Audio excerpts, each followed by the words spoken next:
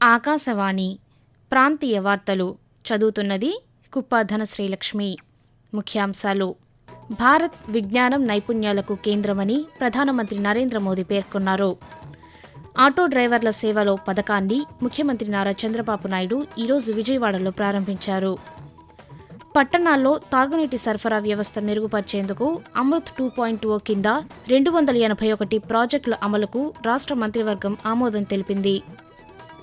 GST రేట్లు తగ్గిస్తూ కేంద్ర ప్రభుత్వం తీసుకున్న నిర్ణయం పట్ల ప్రజలు హర్షం వ్యక్తం చేస్తున్నారని 20 సూత్రాల అమలు కమిటీ చైర్మన్ లంకా దినకర్ వెల్లడించారు. వార్తల వివరాలు: భారత్ విజ్ఞానం నైపుణ్యాలకు కేంద్రమని ప్రధానమంత్రి నరేంద్ర మోదీ పేర్కొన్నారు. ఢిల్లీ విజ్ఞాన్ భవన్లో ప్రధానమంత్రి నరేంద్ర మోదీ పీఎం సేతు పథకాన్ని ఈరోజు ప్రారంభించారు. ప్రస్తుత కాలానికి అనుగుణంగా వృత్తి నైపుణ్యాలు తప్పనిసరిగా నేర్చుకోవాల్సిన అవసరం ఉందన్నారు. నైపుణ్యాభివృద్ధికి పీఎం సేతు పథకం తోడ్పడుతోందని ప్రధానమంత్రి చెబుతూ, भारत नॉलेज और स्किल का देश है। यही बौद्धिक शक्ति हमारी सबसे बड़ी ताकत है। और जब ये स्किल, ये नॉलेज देश की आवश्यकताओं से जुड़ जाती है, देश की जरूरतों को पूरा करने से जुड़ जाती है, तो इनकी ताकत कई गुना बढ़ जाती है। Local talent, local resources, local skills और लोकल नॉलेज को तेजी से आगे बढ़ाएं। రాష్ట్రంలో ఆటో డ్రైవర్లకు ఆర్థిక సాయం అందించేందుకు రూపొందించిన ఆటో డ్రైవర్ల సేవలో పథకాన్ని ముఖ్యమంత్రి నారా చంద్రబాబు నాయుడు ఈరోజు ప్రారంభించారు. విజయవాడ సెంట్రల్ నియోజకవర్గంలో ఏర్పాటు చేసిన కార్యక్రమంలో ఉప ముఖ్యమంత్రి కె. పవన్ కళ్యాణ్, ఇతర అధికారులు పాల్గొన్నారు. ఈ పథకం కింద అర్హులైన డ్రైవర్లకు ఏడాదికి 15,000 రూపాయల చొప్పున రాష్ట్ర వ్యాప్తంగా 2,90,669 మంది లబ్ధిదారులకు 436 కోట్ల రూపాయలను వారి బ్యాంక్ ఖాతాల్లో జమ చేస్తున్నట్లు ముఖ్యమంత్రి తెలుపుతూ, రోడ్లన్నీ అధ్వానంగా తయారైనాయి. సగం డబ్బులు ఖర్చులు రిపేర్లకే పోయినాయి. ఇంకో పక్క ఛార్జెస్ కూడా విపరీతంగా, ఆటోలో డీజిల్ కూడా పెరిగిపోయి అవస్థలు పడ్డారు. అవన్నీ దృష్టిలో పెట్టుకుని మీ అందరూ ఒకసారి సెల్ ఫోన్లు చూసుకోండి. ఆటో డ్రైవర్లు డబ్బులు వచ్చిందా లేదా? ఇది నిజమైన పండుగ.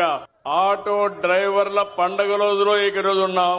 175 నియోజకవర్గాల్లో ఉండే డ్రైవర్స్ అందరికీ మరొకసారి శుభాకాంక్షలు తెలియజేస్తున్నా.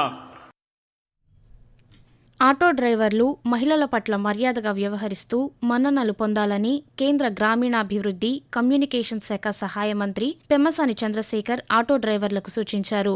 గుంటూరులో నిర్వహించిన ఆటో డ్రైవర్ల సేవలో కార్యక్రమంలో ఆయన ఈరోజు పాల్గొన్నారు. ఈ సందర్భంగా కేంద్ర మంత్రి మాట్లాడుతూ, కూటమి ప్రభుత్వం ఆటో డ్రైవర్ల సంక్షేమం కోసం 15,000 రూపాయలు అందిస్తోందని చెప్పారు. ప్రభుత్వం అందిస్తున్న సంక్షేమ పథకాలు ప్రజలు సద్వినియోగం చేసుకోవాలని కోరారు. పట్టణాల్లో తాగునీటి సరఫరా వ్యవస్థ మెరుగుపరిచేందుకు అమృత్ 2.0 కింద 10,251 కోట్ల రూపాయలతో ప్రతిపాదించిన 281 ప్రాజెక్టుల అమలుకు రాష్ట్ర మంత్రివర్గం ఆమోదం తెలిపిందని సమాచార, పౌర సంబంధాల శాఖ మంత్రి కొలుసు పార్థసారథి తెలిపారు.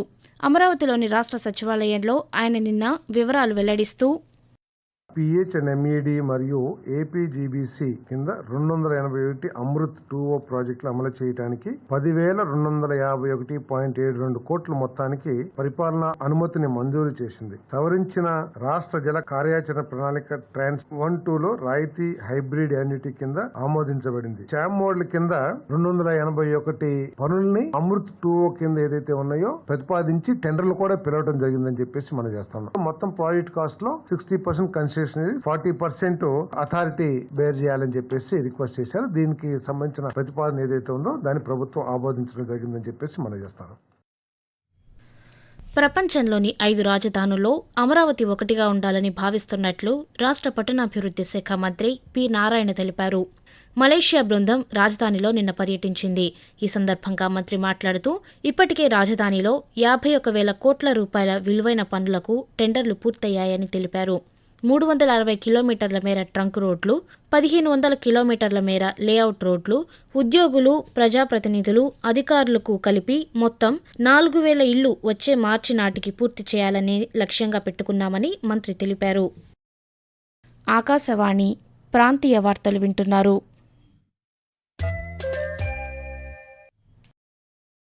జీఎస్టీ రేట్లు తగ్గిస్తూ కేంద్ర ప్రభుత్వం తీసుకున్న నిర్ణయం పట్ల ప్రజలు హర్షం వ్యక్తం చేస్తున్నారని 20 సూత్రాల అమలు కమిటీ చైర్మన్ లంకా దినకర్ తెలిపారు.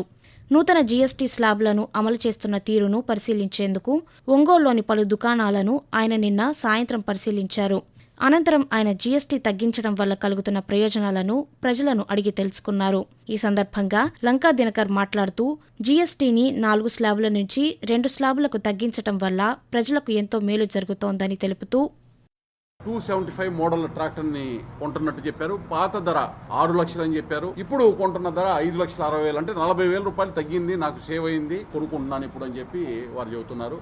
ట్రాక్టర్ల మీద ఒకరికి 40,000, ఒకరికి 50,000 తగ్గటం వారు సంతోషాన్ని వ్యక్తపరుస్తున్నారు.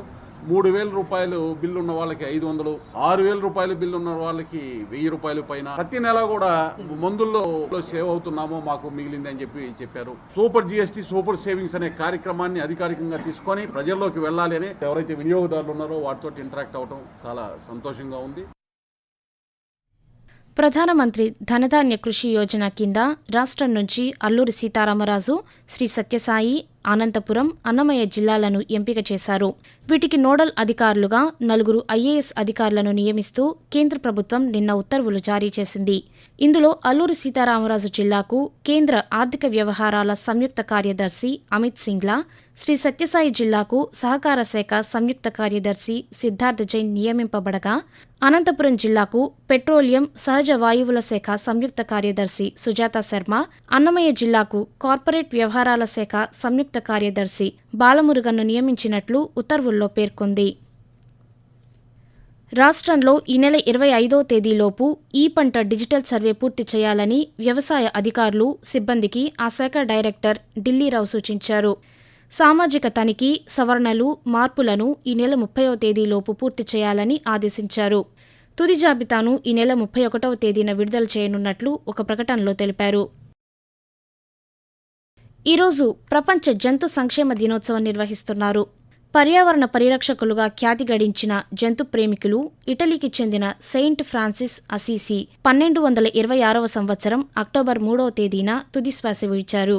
ఆయన గౌరవార్థం ఆ మరుసటి రోజు అక్టోబర్ 4వ తేదీన ఆ ప్రాంతంలో పండుగ వాతావరణంలో ఒక కార్యక్రమాన్ని నిర్వహించారు. ఆ సందర్భాన్ని పురస్కరించుకొని ప్రతి ఏటా అక్టోబర్ 4వ తేదీన ప్రపంచ జంతు సంక్షేమ దినోత్సవం నిర్వహిస్తున్నారు.